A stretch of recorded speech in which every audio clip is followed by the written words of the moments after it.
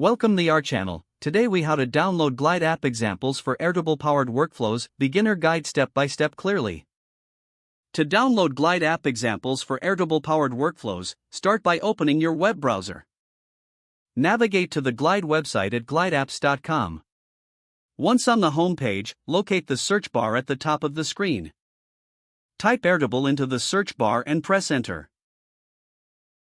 This will display a list of Glide apps that integrate with Airtable. Look for the section labeled Examples. Browse through the available sample apps and choose one that interests you. Click on the app to open its details page. On the app's details page, you will see a button that says Copy this app. Click the Copy this app. You will be prompted to sign in or create an account if you haven't already. After signing in, a new Glide editor window will open with your copied app. Review the settings and ensure that it is linked to your Airtable account.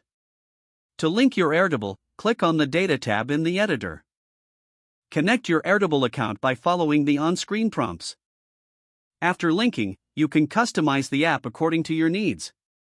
To download the app for offline use, go to the App Settings. Find the option labeled Publish and click on it. Select Download or Export if available, following the prompts. Once the download is complete, you can access the app on your device. Now, you have successfully downloaded a Glide app example for your Airtable workflows. Feel free to explore and modify the app to better suit your workflow. Remember to test the app to ensure it functions as expected with your Airtable data. You are now ready to use your new Glide app effectively. If the page does not load, refresh the browser or try again in a private or incognito window.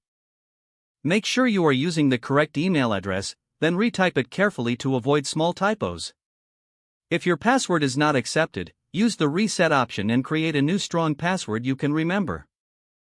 Check your spam folder for verification or security emails, then complete any requested confirmation steps.